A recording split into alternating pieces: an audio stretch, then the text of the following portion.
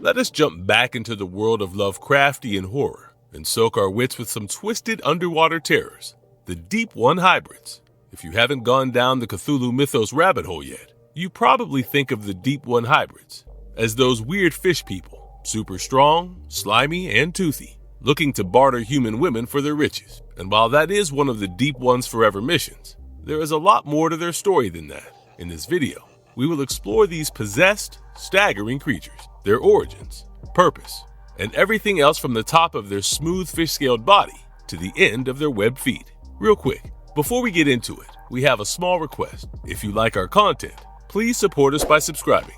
It's a small click for you, but it means a lot to us. Thank you.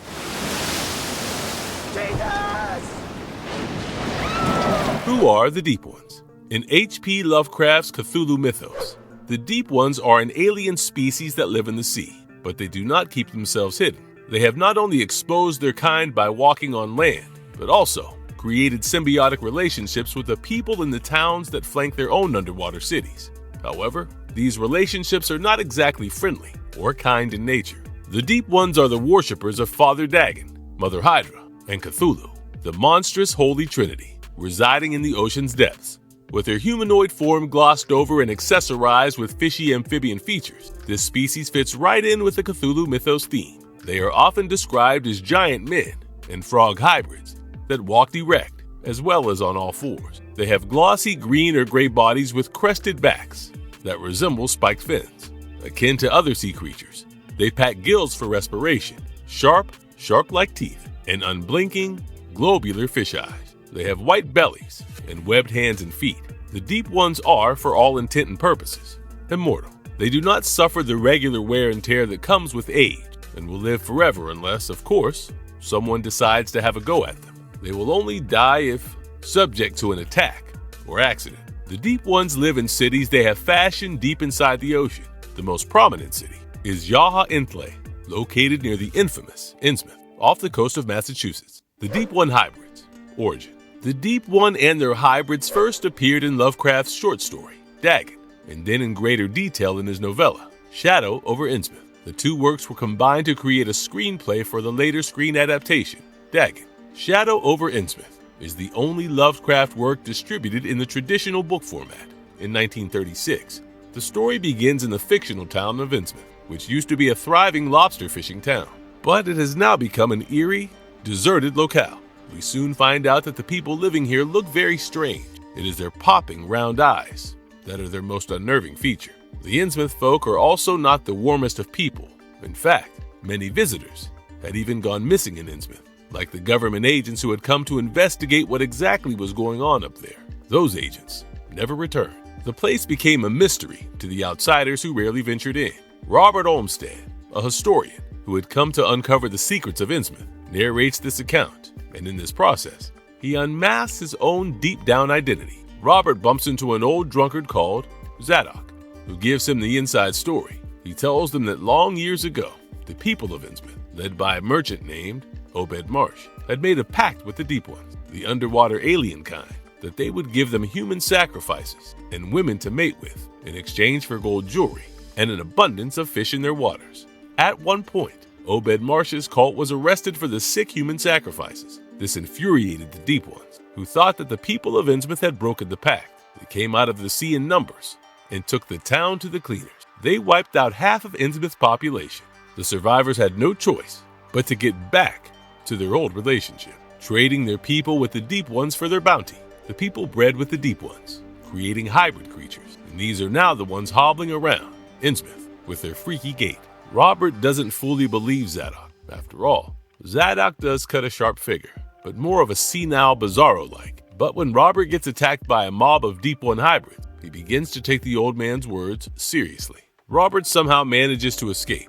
However, the experience stays with him, and he begins to investigate his own bloodline. In the story's peak climatic event, Robert discovers that Obed Marsh, the first of the hybrids, was his ancestor, and that this whole time he spent digging into Innsmouth and its oddities. He was only just digging up his own background. He was himself a hybrid who was undergoing a transformation. What transformation, you may ask? Well, let's get deeper into the deep hybrids and explore how they come to be. Next, Deep One hybrids, explored. By now, you would have already understood that Deep One hybrids are a crossbreed of humans and the Deep Ones. In The Shadow over Innsmouth, the hybrids were shown as a product of a union between the Deep Ones, or fish frogmen, which is what old Zadok calls them, and the women that the Innsmouth folk were sending to them. The Deep Ones are shown as having a proclivity to bed human women, but Obed Marsh, the founder of the cult of Dagon, was also a Deep One hybrid, which implies that human males were also breeding with the female Deep Ones. Once the mating between the species successfully impregnated a woman, she would carry the baby to term and birth a hybrid, quite like a typical gig. The baby would even appear fully human, to the mother's great relief, I'm sure, and the child would remain in their human form for the entirety of their childhood. Unfortunately, the kid's physiology would begin seeing some pretty apparent changes by the time they reached their late teens. In The Shadow over Innsmouth, outsiders who came into town unaware of the place's abnormal happening would describe the locals as having the Innsmouth look. This referred to the changes taking place in a person's body as transformation kicked off. The hybrid's teenage years would be a tumultuous period for them, especially if they were unaware of their Deep One's parentage or ancestral gene. Their transformation was a slow process. It began with weird dreams of the Deep One's underwater cities and the arousal of new aquatic senses in the hybrid. They would fill the pool towards beaches or seaside places in general. At this point, the hybrid would usually abandon his home and take shelter somewhere near a secluded coastline.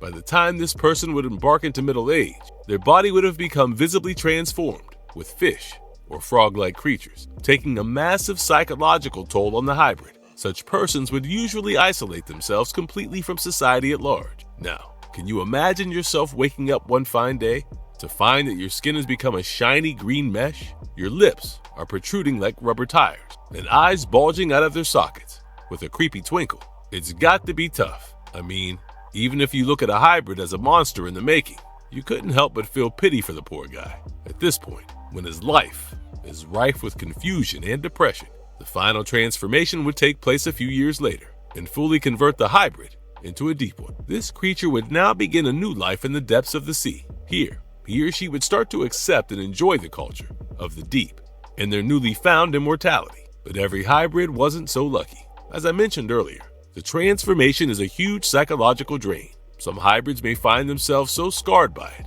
they would be driven to insanity. Lucky for them, the Deep Ones are a communal species. Other Deep Ones are hybrids who have accepted their fate, will try to help the transforming ones. They will court them, seek to bring them into a safe place like their own house, and then guide them through the process. They will provide moral support as well as educate the hybrid in the ways of the Deep Ones.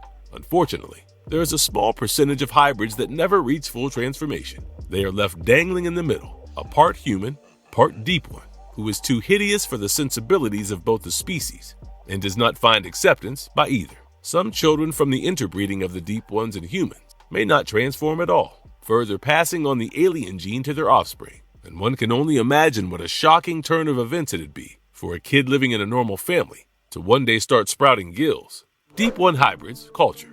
Deep One hybrids are likely culturally obscure as their minds are consumed by their slow and trudging transformation, with tests which test their sanity at every step.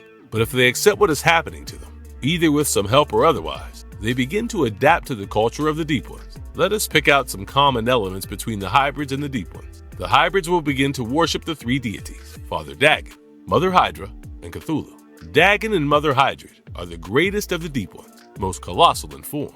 However, fans tend to lock horns over their identity. Some believe that these deities are not Deep Ones at all, but one of the great old ones, like Cthulhu.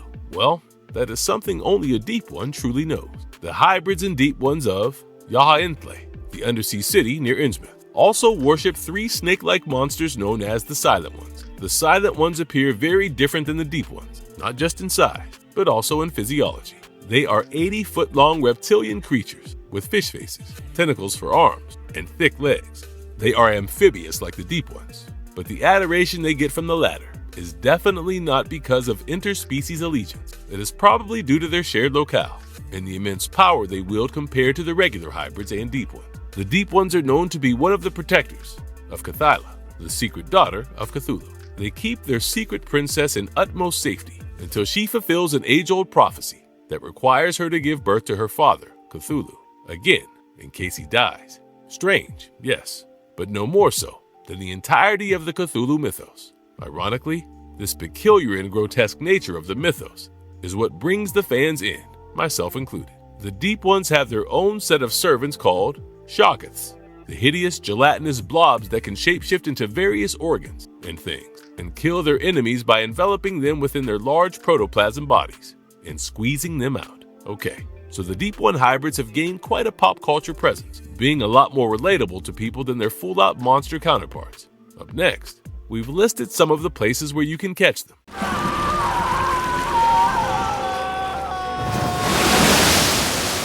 Pop culture appearances. Deep One hybrids are the most popular kids in school.